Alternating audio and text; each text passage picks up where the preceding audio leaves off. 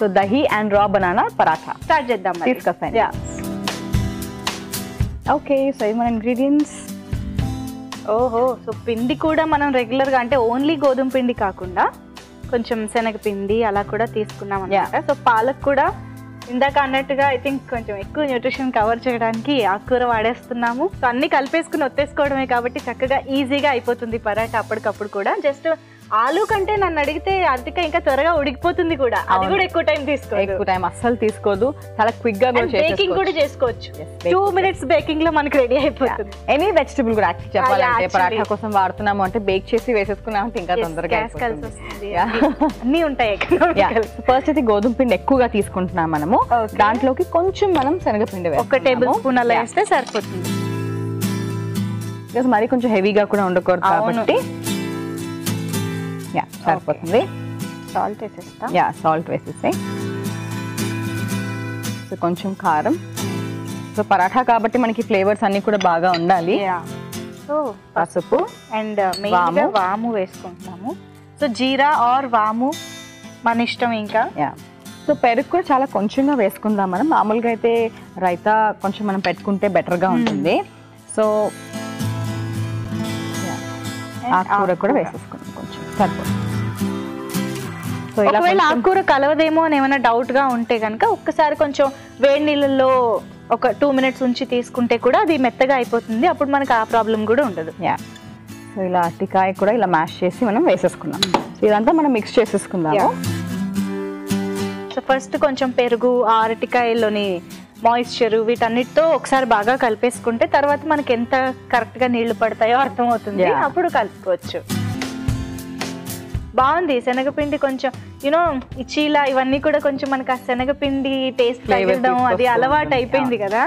So మనకి general గా కూడా ఎప్పుడు గోధుమ పిండితోనే చేసుకుని అంటే ఆ ఫ్లేవర్ కూడా అలవాటు అయిపోయి ఉంటుంది కాబట్టి కొంచెం డిఫరెన్స్ కోసం మనం ఇలా శనగపిండి వేసుకోవడం కూడా చాలా మంచిదే.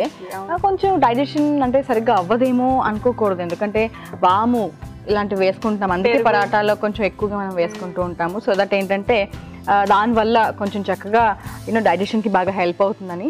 సో ముందైతే పరాఠా కొంచెం పెద్ద క్వాంటిటీ ఎక్కువగా లాగా థిక్గా చేసుకుని మంచిగా బటర్ వేసుకుని చేసుకుంటూ ఉంటారు కదా. సో ఇప్పుడు చాలా మటుకు మన మోడిఫికేషన్స్ మనం తెచ్చేసుకుంటున్నాం అనమాట. సో హెల్దీగా చేసుకుంటాం పరాఠా చాలా తక్కువ నూనె. రెగ్యులర్ గా తినాలని అనుకున్నప్పుడు ఇలాంటి మోడిఫికేషన్స్ తప్పదు. ఎప్పుడైనా స్పెషల్ గా చేసుకుంటున్నామంటే okay, once in a while ghee or butter is allowed. So ఇప్పుడు సమ్మర్ లో ఎలాగో మనకి డిన్నర్ టైంలో ఇలాంటివి ఇంకా ఇంపార్టెంట్. అవును. సో కొంచెం వాటర్ వేసేసుకున్నాను.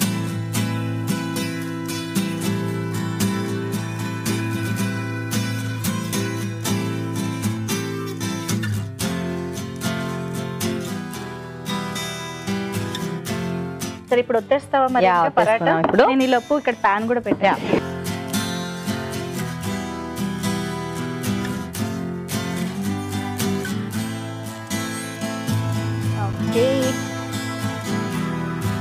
దీనికి ఒకవేళ కర్రీ లాంటిది కూడా తినొచ్చు అంటావా?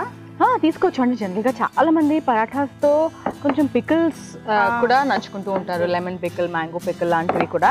బట్ అంటే సమ్మర్ కాబట్టి మనం డెఫినెట్లీ చాలా జాగ్రత్తలు తీసుకోవాలి మన డైట్ లో. అదేంటో కానీ సమ్మర్ లోనే ఊరగాయలు ఎక్కువ తినాలనిపిస్తుంది. అండ్ అప్పుడే ఫ్రెష్ గా కూడా పెట్టుకుంటాం కూడా. సో అందుకనే కొంచెం అంటే తీసుకుంటే బెటర్. లైట్ వెజిటబుల్ తో చల్లగా కొంచెం సోంపు వేసుకుని కనుక ప్లాన్ చేసుకుంటే ఇంకా రిలాక్సేషన్ గా కూడా ఉంటుంది, డైజెషన్ కూడా హెల్ప్ అవుతుంది. సో అలా ప్లాన్ చేస్తాయి. సో ఆకుకూరలు కూడా మనకి అదే నాకు అనుకున్నట్టు డెఫినెట్లీ కొంచెం అంటే ఎక్కువ దొరకవు కూడా. సమ్మర్లో కొంచెం వాడిపోతాయి. సో క్విక్ గా మనం ఇంక్లూడ్ చేసేసుకోవాలి అనుకుంటే మాత్రం డెఫినెట్లీ ఇలా పరాఠాస్ లో ఇంక్లూడ్ చేసేసుకున్నాము అంటే వైజ్ ఆప్షన్ కూడా అన్నమాట. ఓకే, సో ఇది వేసేసి రెడీ అయిపోయింది. 1 second ఆయిల్ వేస్తాం.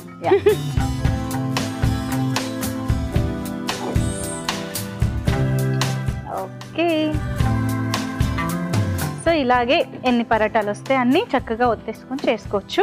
ఇప్పుడు మా ఇద్దరికే కాబట్టి ఒకటి సరిపోతుంది. సో పరాటా ఈరోజు ప్రిపేర్ చేసుకుంటున్నాం. పరాటాలో ఎన్ని రకాలు కావాల్సి అన్ని చేసుకోవచ్చు కదా. సో మనం హెల్దీ అండ్ టేస్ట్లోనే బోల్డ్ అనే వెరైటీస్ చూస్తూ వచ్చాము. ఈ రోజు ఇంకొంచెం డిఫరెంట్గా అరటికాయతో ప్రిపేర్ చేసుకున్నాం. చాలా మందికి ఐడియా వచ్చి ఉండదు కదా అరటికాయతో కూడా చేసుకోవచ్చు అని. సో ఆలుని అరటికాయ రీప్లేస్ చేసింది అనమాట ఈరోజు. But very interesting. పాలకూర అన్నీ అలా బాగా కనిపిస్తూ ఉన్నాయి. బ్రేక్ టైంలో ఒక సైడ్ చక్కగా కాలింది. ఇప్పుడు సెకండ్ సైడ్ కూడా తిప్పేసుకుందాము.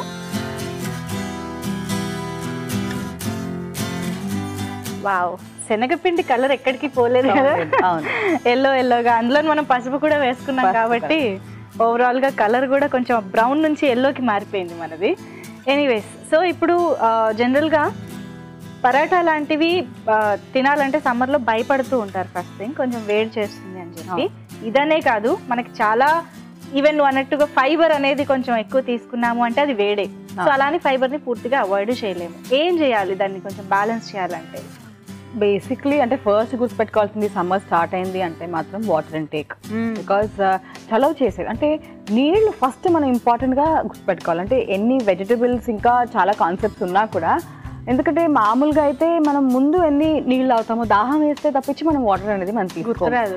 సో అందుకనే మామూలు కన్నా కూడా ఒక 0.5 to 1 లీటర్ ఎక్కువగా తీసుకోవాలి సమ్మర్లో అని చెప్తూ ఉంటాము. డిపెండ్స్ ఆన్ మళ్ళీ మనం వర్కౌట్ ఎంత చేస్తున్నాము, ఎండలో ఎంత మనం ఉంటాము, ఎంత స్వెట్ లాస్ అవుతూ ఉంటుంది, బాడీ నుంచి వాటర్ వెళ్ళిపోతూ ఉంటుంది కాబట్టి. సో అందుకని డెఫినెట్లీ సాల్ట్ లాస్ అంటే కొంచెం ఎలక్ట్రోలైట్స్ కూడా లాస్ ఉంటాయి, సోడియం పొటాషియం. కాబట్టి అంటే సాల్ట్ ఎక్కువ తీసుకోవాలి అని కాదు, బట్ న్యాచురల్ సోర్సెస్ లో లైక్ కొబ్బరి నీళ్లు, తర్వాత సాల్ట్స్, ఆకుకూరలు బాగా ఉంటాయి ఎలక్ట్రోలైట్స్ అని, ఫ్రూట్స్ లో మంచి పొటాషియం ఉంటుంది. సో ఇవి మనం గుర్తుపెట్టుకుని ఎక్కువగా తీసుకుంటూ ఉండాలి. సో సిట్రస్ ఫ్రూట్స్ లో కూడా మనకి చాలా మంచి పొటాషియం అనేది అవైలబుల్ గా ఉంటుంది. సో ఈ పొటాషియం అనేది కూడా బాడీ మెకానిజం కి చాలా అవసరం. సో లేదంటే మసిల్ క్రాంప్స్. సో ఇంపార్టెంట్ గా గమనించాల్సింది ఏంటి అంటే, మామూలుగా మనము సన్ స్ట్రోక్ ఎక్కువగా మనం చెప్తూ ఉంటాం. సన్ స్ట్రోక్ వస్తూ ఉంటుంది సమ్మర్ లో, జాగ్రత్త పడాలి. అది వచ్చేంత వరకు మనం వెయిట్ చేయకూడదు, దాహం వేసేంత వరకు నీళ్ళు తాగాలి అనుకుంటా. సో కొన్ని సిమ్టమ్స్ చాలా మంది విమెన్ కి ఎస్పెషల్లీ చూస్తూ ఉంటాము, లేదా ఈవెన్ మెన్ కి కూడా చాలా ఫ్రీక్వెంట్ గా చూస్తూ ఉంటాం, పిల్లల్లో ఎక్కువగా చూస్తూ ఉంటాము. ఆర్ మసిల్ క్రాంప్స్, నీళ్ళు ఎక్కువగా తీసుకోకపోతే, లేకపోతే పొటాషియం లాసెస్. ఇది కూడా ఇంపార్టెంట్. వాటర్ లాస్ అనేది ఒకటి, అది స్వెట్ ద్వారా మనకి తెలుస్తూ ఉంటుంది. పొటాషియం ఆల్ ఎలక్ట్రోలైట్స్ ఎలా లాస్ అవుతాయి అని చెప్పేసి అనుకుంటే మాత్రం డెఫినెట్లీ క్రాంప్స్ అనేది చూసుకోవాలి. సో మసిల్ దగ్గర కొంచెం ఇలా టింగ్లింగ్ సిచ్యువేషన్ ఉంటుంది. ఈ మసిల్ క్రాంప్స్ వచ్చినప్పుడు మాత్రం డెఫినెట్లీ పొటాషియం మనకి బాడీలో తక్కువైంది అని అర్థం అనమాట. సో అలాంటప్పుడు ఎస్, డెఫినెట్లీ ఫ్రూట్స్ తీసుకోవడం ఇమీడియట్ సోర్సెస్ అనమాట. లేదు అంటే కొబ్బరి నీళ్ళు తాగడం చాలా మంచి బ్యాలెన్స్. అది ఆల్కలైన్ మీడియం ఎలా తీసుకొస్తుందో అంటే, సమ్మర్ టైంలో నీళ్ళు తక్కువ తాగినా కొంచెం అసిడిక్ మీడియం ఉంటుంది కదా, సో అప్పుడు ఎలా అయితే తీసుకొస్తుందో దాంతోపాటు potassium balance. So acid alkaline base balance కూడా చక్కగా తీసుకొస్తుంది అనమాట. సో అందుకని కోకోనట్ వాటర్ సమ్మర్ టైంలో అంత మంచిది. సరే, అయితే రెండో సైడ్ కూడా ఇంత బాగా కాలిపోయింది. ఓకే, సర్వ్ చేసుకుందాం.